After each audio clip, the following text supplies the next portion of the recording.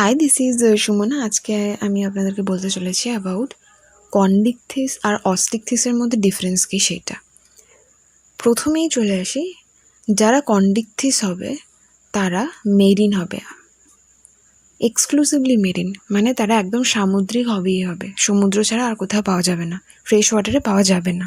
আর যারা অস্টিকথিস হবে তারা কিন্তু ফ্রেশ ওয়াটারেও পাওয়া যাবে আর মেরিন ওয়াটারেও পাওয়া যাবে।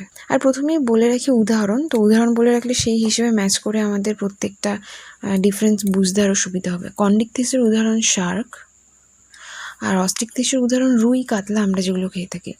নেক্সট হলো, আমাদের শরীরের মধ্যে হাড় আছে, আমরা সবাই জানি। হাড় থাকলে তাকে তো আমরা বলছি বোন, ঠিক আছে।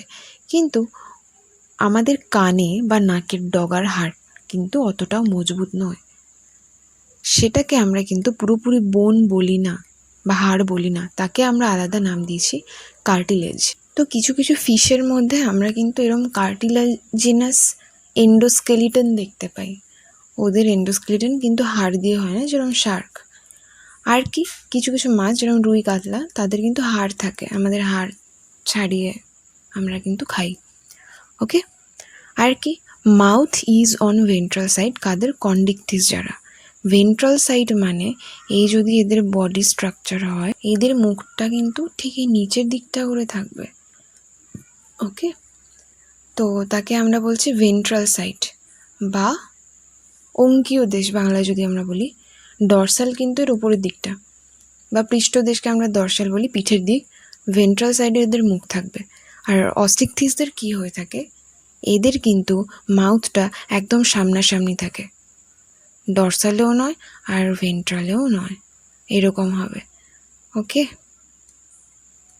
এরকম আমরা ছোটোবেলা থেকে তো এঁকেই এসছি এরকমভাবে।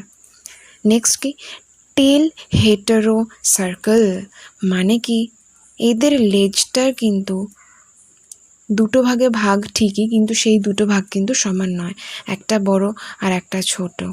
ওকে, এখান থেকে যদি আমরা একটা লাইন টানি বুঝতেই পারছি, একটা বড় আর একটা ছোট। আর এদের লেজটা কিন্তু হোমো সার্কেল হয় অস্টিকথিসদের, মানে আমরা যখন লেজা খাই, বাড়িতে লেজা নিয়ে আসা হয়, লেজটা তো এরকম দুটো ভাগ সমান, লেজের কিনারাগুলো বলছি সমান, কিন্তু এরকম শার্কের মতন নয়। রুই, কাতলার লেজ কিন্তু এরকম হয়, তো তার নাম কি দেওয়া আছে? Homo circle. নেক্সট কি, এদের মধ্যে কিন্তু কোনো এয়ার ব্লাডার নেই, বাংলায় যদি বলি তাহলে আমরা বলবো পটকা। তাহলে কন্ড্রিকথিসদের কিন্তু কোনো রকম পটকা দেখতে পাওয়া যায় না, অস্ট্রিকথিসদের কিন্তু পটকা প্রেজেন্ট থাকে। ওকে, নেক্সট হলো অপারকিউলাম অ্যাবসেন্ট। অপারকিউলাম মানে হলো এই তো মাছের গিল আছে, যেটাকে আমরা বলি ফুলকা, সেই গিলটা কিন্তু ওপেন, কোনো রকম চাপা দেওয়া নেই। আর আমরা যখন বাড়িতে রুই, কাতলার ক্ষেত্রে বলছি, মাছগুলো আনা হয়, আমরা কিন্তু কি ছাড়াই, ফার্স্টেই কিন্তু এখানে আমাদের যে একটা চাপা দেওয়া থাকে, গিল কভার যাকে আমরা বলছি, সেটা ছাড়ালাম, ছাড়ানোর পরেই আমরা ভেতরে কানকোগুলো পাচ্ছি বা গিলগুলো পাচ্ছি, মানে গিলের ওপর আলাদা করে কিন্তু একটা কভার প্রেজেন্ট আছে। ওকে, তাহলে এইখানে প্রেজেন্ট, কন্ডিকথিসদের অ্যাবসেন্ট। নেক্সট হলো সব থেকে বেশি ইম্পর্টেন্ট পয়েন্ট, এদের প্ল্যাকয়েড আঁশ দেখা যায় আর এদের সাইক্লয়েড আঁশ দেখা যায়, আর টিনয়েড আঁশও দেখা যায় থাকতে পারে অস্টিকথিসদের। এদের উদাহরণ কি? উদাহরণ হলো কাতলা, যার সায়েন্টিফিক নেম হলো ক্যাটলা, আর রুই মাছের সায়েন্টিফিক নেম হলো লেবিও রোহিতা। ওকে, তো জাস্ট এইটুখানি।